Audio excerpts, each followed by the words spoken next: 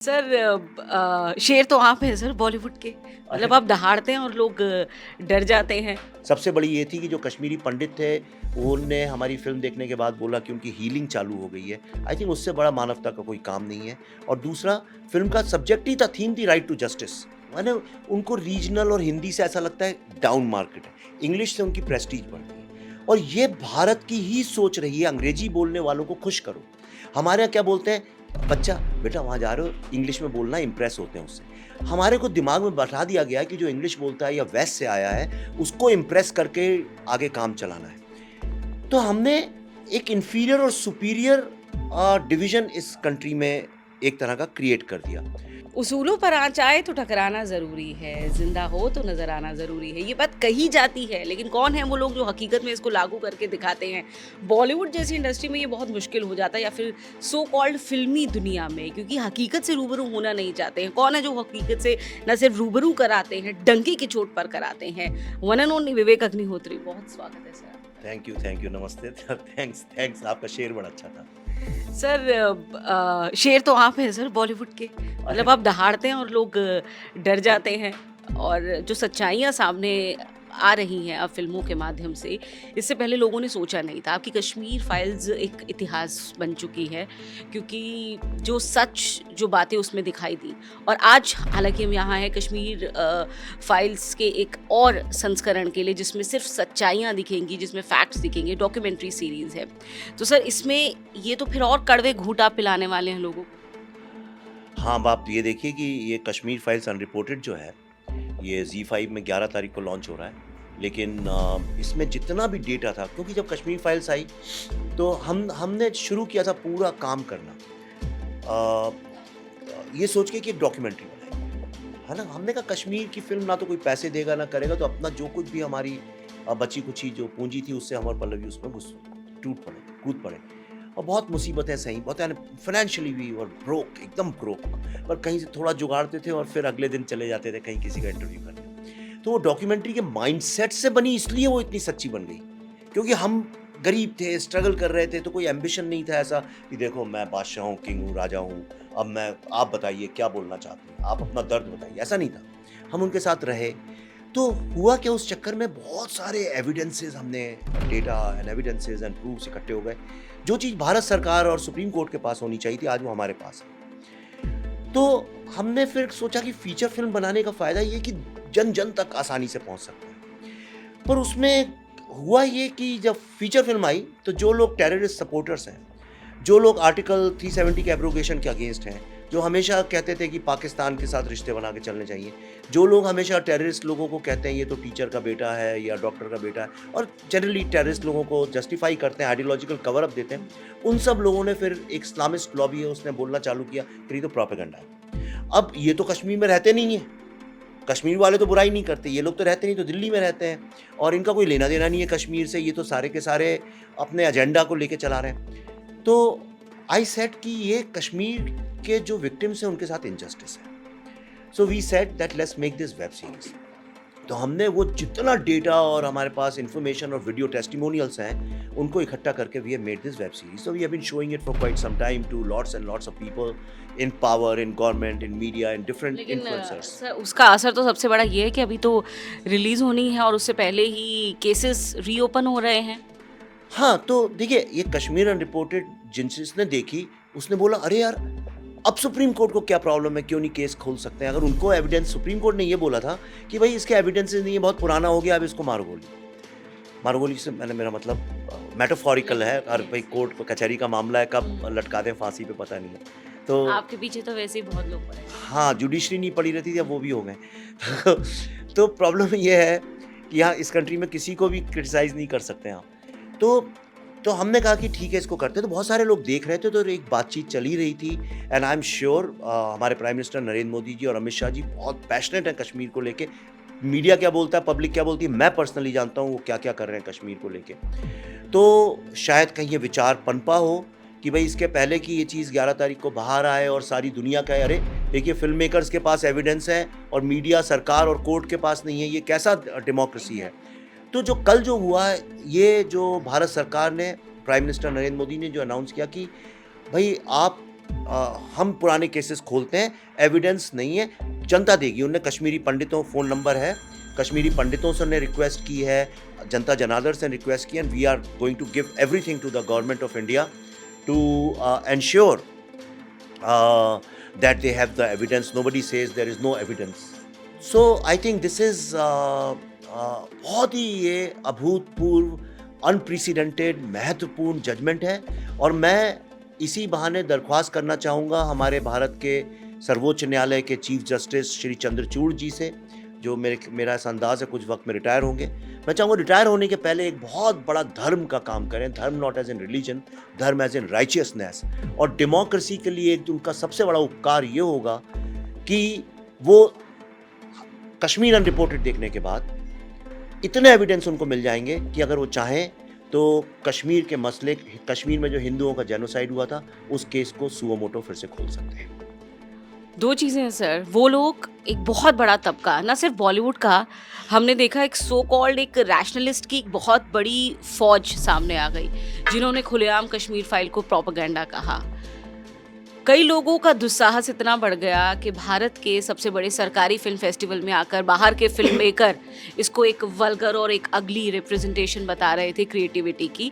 और जाहिर तौर पर ये घर का भेदी लंका ढाई की तरह ही होता है जब आप बाहर से किसी को लेकर आते हैं और एक तय मंच पर बिठाकर इतना कहने का दुस्साहस उसमें आए, ये हिम्मत आप उसको देते हैं। तो वो पूरी फौज जो इसे एक प्रोपेगेंडा बता रही थी, वो पूरी फौज जो इसको एक झूठ का पुलिंदा बता रही थी, ये उनके मुंह पर अब एक तमाचा है कि अगर इसको एविडेंस मान करके केसेस को रीओपन किया जा रहा है। ऑफ कोर्स, आई मीन अब किस मुंह से बोलेंगे, और अब किस मुंह से बोलेंगे कि इसमें क्या सच था क्या गलत। देखिए, फिर ममता बनर्जी जी ने बोला कि ये प्रोपेगेंडा है, तो आई हैव सूड हर, मैंने उनके अगेंस्ट केस भी किया है, उनको लीगल नोटिस भेजा है, क्योंकि जिनकी अपनी स्टेट में इतनी वायलेंस होती है उन्हें बोलने का हक नहीं है। फिर श्री अरविंद केजरीवाल जी ने बोला कि भाई ये झूठ है, प्रोपेगेंडा है। और कल आपने देखा कि पार्लियामेंट में क्या हुआ, उन्हीं के जो एमपी हैं उन्होंने, शायद ऐसा कहा जाता है कि कई सारे मेंबर ऑफ पार्लियामेंट के सिग्नेचर ही फोर्ज करके वहाँ पे जमा कर दिए। तो ये जो झूठे, बेईमान, मक्कार और जो वायलेंस और कम्युनल पॉलिटिक्स को आग देने वाले जो जर्नलिस्ट और पॉलिटिशियंस हैं, ये लोग बोलते हैं। जो लोग टेररिज्म इंडस्ट्री के बेनिफिशरीज हैं, वो लोग ये बात बोलते हैं। वो फैक्ट चेकर जो एक कम्युनल प्रोजेक्ट चलाते हैं, वो लोग ये बात। ये एक सिंघम है सर, बाकी कई सिंघम अभी भरे पड़े हैं यहाँ देश में। ऑफ कोर्स, मतलब मैं ज़्यादा लोगों के बारे में नहीं बोलता। मेरे लिए तो एक पर्सनल, मैं कोई हार जीत की बात नहीं कर रहा हूँ, लेकिन एक पर्सनल सेटिस्फेक्शन की बात है। सबसे बड़ी ये थी कि जो कश्मीरी पंडित थे, उन्होंने हमारी फिल्म देखने के बाद बोला कि उनकी हीलिंग चालू हो गई है। आई थिंक उससे बड़ा मानवता का कोई काम नहीं है। और दूसरा, फिल्म का सब्जेक्ट ही था, थीम थी राइट टू जस्टिस। तो ये तो फिल्म की ही सफलता है, राइट टू जस्टिस असर्ट हुआ है। एंड मैं अब तहे दिल से श्री अमित शाह और नरेंद्र मोदी जी को बहुत बहुत धन्यवाद करता हूँ for this unprecedented step. Sir, जो एविडेंसेस, जो तमाम सबूत आपके पास पहुँचे, आपने वो रिसर्च के बाद जुटा लिए, क्या बड़ी वजह है कि इतने बड़े वक्त के बाद भी वो लोग नहीं जुटा पाए, दरअसल जिन्हें जुटाने चाहिए थे लोगों को न्याय देने के लिए? मैं ऐसा नहीं मानता, मुझे तो ऐसा लगता है उनके पास मुझसे भी ज़्यादा सबूत होंगे। अरविंद केजरीवाल ने जब हमारी फिल्म पे ये इल्ज़ाम लगाया था, तो वो तो इतने बड़े बड़े डॉक्यूमेंट शीला दीक्षित और किस किस के लेके घूमा करते थे, कुछ भी होता था वो हजार पन्ने की लाते थे। तो आई एम श्योर कि उनमें इतनी क्षमता है कि उनके पास मुझसे ज़्यादा एविडेंस हो। ये वायर की जो जर्नलिस्ट वगैरह हैं, ये लोग तो बहुत इन्वेस्टिगेशन करते हैं, आई एम श्योर इनके पास मुझसे ज़्यादा होंगे। वो फैक्ट चेकर जो कम्युनल एजेंडा चलाते हैं, वो तो 24 घंटे किसी ना किसी के पुराने ट्वीट्स वगैरह निकालते हैं, तो उनके पास मुझसे यहाँ सच सामने लाने से ज़्यादा सच को दबाने की कोशिश चल रही है। एब्सोल्युटली, आप सही कह रही हैं। आपको पता है जो टेरर ऑर्गेनाइजेशंस हैं, उनकी इंटेलिजेंस गवर्नमेंट की इंटेलिजेंस एजेंसी से कम नहीं होती है, राइट? फ़र्क ये है कि इंटेलिजेंस जो हमारी जो होती हैं वो अल्टीमेटली पब्लिक में आ जाती है, डोमेन में उनकी नहीं आती है। और ये मैंने समझा है कि टेररिज्म पूरी एक इंडस्ट्री है और सबसे प्रॉफिटेबल इंडस्ट्री है। ये प्रॉफिटेबल, देखिए कई सारी प्रॉफिटेबल इंडस्ट्रीज़ होती हैं, लेकिन उससे आपको पैसा मिलता है, उससे आपको ताकत नहीं मिलती है। लेकिन टेररिज्म इंडस्ट्री के आप जब जुड़ते हैं उससे, तो आपको पैसा भी मिलता है और साथ में ताकत मिलती है। इतनी ताकत मिलती है, आप कई देशों के प्राइम मिनिस्टर्स, प्रेसिडेंट्स को जब चाहे हटा सकते हैं, आप गवर्नमेंट के लोगों को चेंज करवा सकते हैं। ये है टेररिज्म की ताकत। और इसीलिए आप देखिए यासीन मलिक को भारत सरकार प्राइम मिनिस्टर के घर पे बुला के आदर स्वागत, उन्हें काजू किशमिश खिला के स्वागत करती थी। आपने नहीं, और भी बहुत सारे कई सारे पब्लिकेशंस ने किया था। तो इसलिए नहीं कि कोई गलत भावना से, इसलिए क्योंकि इस देश में आप देखिए पहले डाकुओं को सेलिब्रेट किया गया, उसके बाद हम लोगों ने नक्सल लोगों को सेलिब्रेट किया। तो जब मैंने अर्बन नक्सलिज्म को एक्सपोज किया तो मेरे पीछे पड़ गए जान लेके। अब इसी तरह से टेररिज्म को भी कवर अप किया जाता है और ग्लोरीफाई किया जाता है। फिल्मों में भी टेररिज्म को हमेशा जस्टिफाई किया जाता है कि बेचारा इसलिए टेररिस्ट बन गया, जबकि ऐसा नहीं है। तो सर आप जो आपने यासीन मलिक का और कुछ मीडिया हाउसेस के उसे सम्मानित किए जाने की बात करी, सर देशकाल परिस्थितियों के हिसाब से लोगों का व्यक्तित्व का चित्रण मुझे लगता है किया जाता है। इतिहास वही होता है जो हर काल में लिखा जाता है, बदला जाता है, लेकिन आप उसको कितने प्रभावी तरीके से और सच की हिम्मत के साथ लिखते हैं, ये एक बड़ी बात होती है। अब आप जो बता रहे हैं ये जो सच है, ये अब न्याय प्रणाली भी इसे एक्सेप्ट कर रही है, इसे सामने लेकर के आ रही है। लेकिन सर आपने अभी बात करी बॉलीवुड के अंदर एक अलग तरीके की जो चीज़ें दिख रही हैं या फिर कुछ सालों से लगातार दिख रही हैं, क्या आपको लगता है कि बॉलीवुड का एक धड़ा है जो राष्ट्र विरोधी सोच रखता है और एक बहुत ही शैडोई तरीके से उसको दिखाने की कोशिश की जा रही है लगातार, और उसी को डिफेंड करने के लिए कश्मीर फाइल जैसी फिल्मों को प्रोपेगेंडा बताया जाता है? देखिए ये बड़ा कॉम्प्लेक्स सब्जेक्ट है, पर मैं इसको आसान भाषा में समझाता हूँ ताकि आपकी हमारी बात नहीं हो रही, व्यूअर्स देखेंगे तो लोगों को ये बात समझ में आ जाए। कई सारे ऐसे स्टार्स हैं जो कहते हैं यार वो चैनल काहे की, अरे मैं हिंदी चैनल में नहीं जाऊँगा। अमूमन आप देखिए बॉलीवुड के जो एक्टर्स डायरेक्टर्स वगैरह, अरे मराठी चैनल नहीं, ये बैठे हैं पीआर वाले से पूछ लीजिए आप, गुजराती में नहीं बोल रहे हैं, मैंने उनको रीजनल और हिंदी से ऐसा लगता है डाउन मार्केट है, इंग्लिश से उनकी प्रेस्टीज बढ़ती है। और ये भारत की ही सोच रही है, अंग्रेजी बोलने वालों को खुश करो। हमारे यहाँ क्या बोलते हैं, बच्चा बेटा वहाँ जा रहे हो इंग्लिश में बोलना, इंप्रेस होते हैं उससे। हमारे को दिमाग में बैठा दिया गया है कि जो इंग्लिश बोलता है या वेस्ट से आया है उसको इम्प्रेस करके आगे काम चलाना है। तो हमने एक इन्फीरियर और सुपीरियर डिवीजन इस कंट्री में एक तरह का क्रिएट कर दिया। और बॉलीवुड जो आज का बॉलीवुड है, देखिए पुराना बॉलीवुड नहीं है, वो तो हमेशा गरीबों की समस्याओं पे, ऑपरेशन पे कितना काम हुआ है। जितने पुराने राज कपूर की फिल्में देख लीजिए, देवानंद की देख लीजिए, आप राजेश खन्ना की देख लीजिए, इवन अमिताभ बच्चन के भी इनिशियल करियर की देख लीजिए। ये तो करण जौहर और शाहरुख खान जब से आए तब से चेंज ओवर आया, जब से सोशो पॉलिटिकल इशूज बंद कर दिए उन पे, वरना पहले तो हर फिल्म में सोशो पॉलिटिकल इशू था। अमिताभ बच्चन जाके सारे एमएलएस को गोली मार देते थे। इवन सनी देओल की फिल्म वो जस्टिस सिस्टम पे सवाल उठा रही थी, दामिनी जो थी।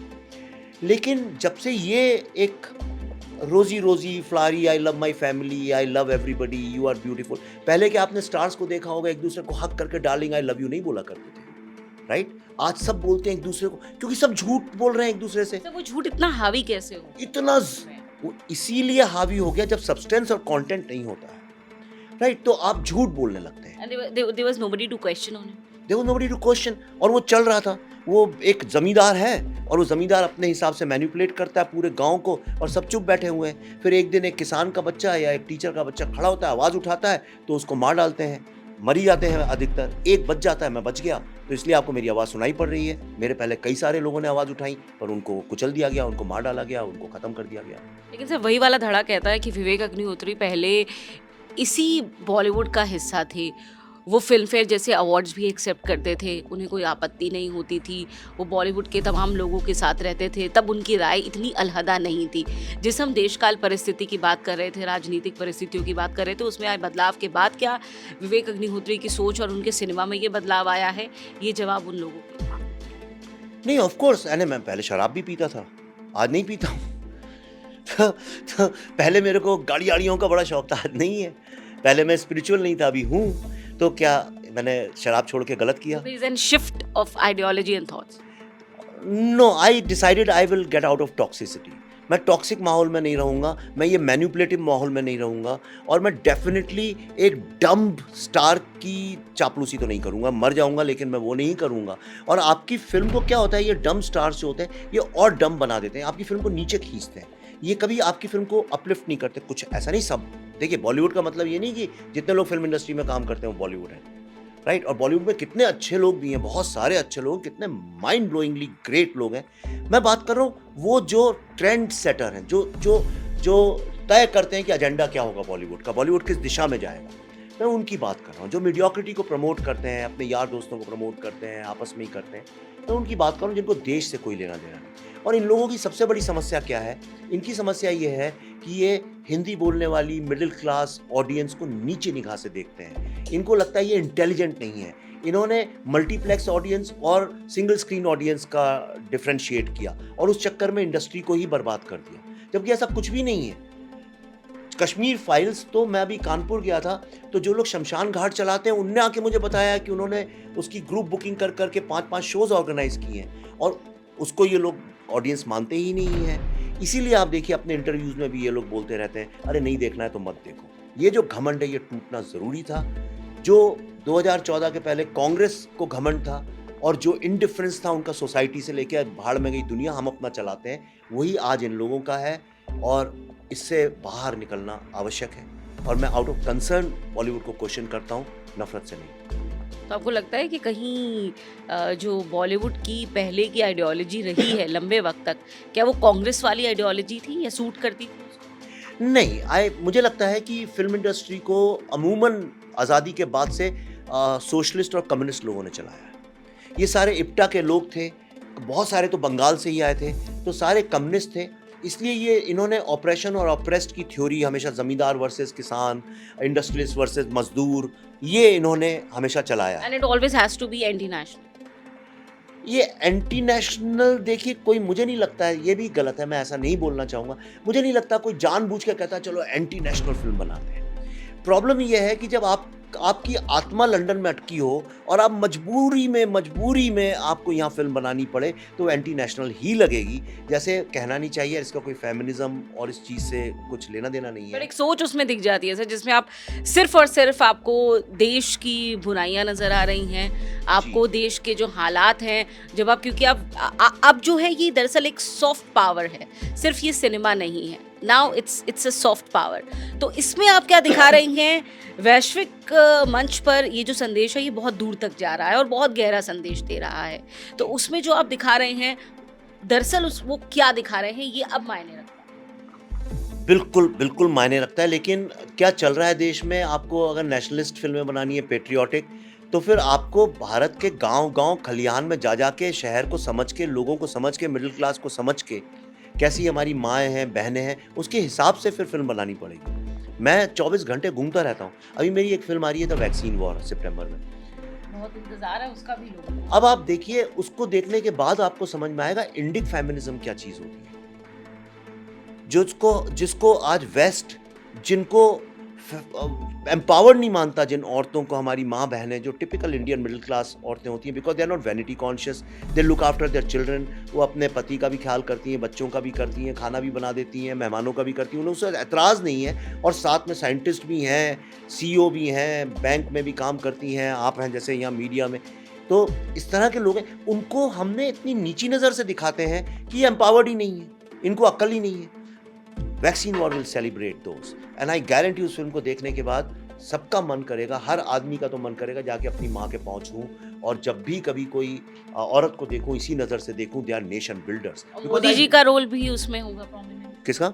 मोदी जी का रोल जो रहा कोविड के दौरान। No, it's not about politics, it's a pure science film. It's not, the film जो है वो कोविड के बारे में नहीं है, वो हमारी महिला साइंटिस्टों ने वैक्सीन कैसे बनाई। ऑब्वियसली मोदी जी की लीडरशिप तो थी, और वर्ल्ड में सबसे अच्छा कोविड मैनेजमेंट इसीलिए हुआ बिकॉज प्राइम मिनिस्टर की लीडरशिप वॉज एक्स्ट्राऑर्डिनरी, फिनोमिनल। वो मुझे कहने की ज़रूरत ही नहीं, वो तो बच्चा जानता है। लेकिन ये वो कहानी है जो कोई नहीं जानता, और ये भी संभव नहीं थी मोदी जी के लीडरशिप के बिना।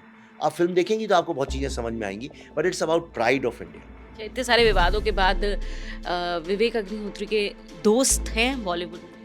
नहीं जी, मैं मेरे दुनिया में ही दोस्त नहीं, मेरे बचपन के 4-5 दोस्त हैं जो हम लोग तीसरी चौथी क्लास से साथ में पढ़े हुए हैं, बस वही मेरे दोस्त हैं, उन्हीं को मैं दोस्त मानता हूँ। बाकी तो फिर सब काम के लिए मिलना जुलना ही है सबसे। कुछ लोग जो बहुत आपकी राय से, हमने देखा कि कंगना अक्सर बहुत इत्तेफाक रखती है आपकी राय से, उनको लगता है कि वो भी बॉलीवुड के ग्रुप के खिलाफ आवाज़ उठाती है, और विवेक अग्निहोत्री भी उठाते हैं। तो देखिए Kangana has some personal issues with some people, I respect her issues also. मेरा किसी से पर्सनल प्रॉब्लम नहीं है, रत्ती भर का मैं कल तो जावेद अख्तर साहब के साथ पूरी फ्लाइट में आया हूँ 2 घंटे गप्पे मारते हुए, और वो मुझे फ़ोन भी लगाते रहते हैं, मैं भी उन्हें लगाते रहता हूँ। मेरा किसी से झगड़ा नहीं है, मेरा एक आइडियोलॉजिकल इशू है, राइट?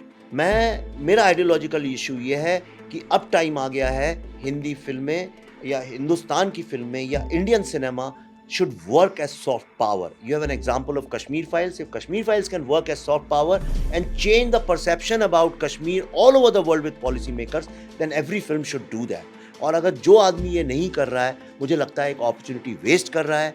ये इंडिया की सेंचुरी है, ये इंडिया का टाइम है, Indian cinema must shine. That's what I think. Thank you so much Vivek ji for this wonderful talk. बहुत बहुत धन्यवाद, और आपकी फिल्म के लिए, सीरीज के लिए बहुत बहुत शुभकामनाएं। Thank you very much.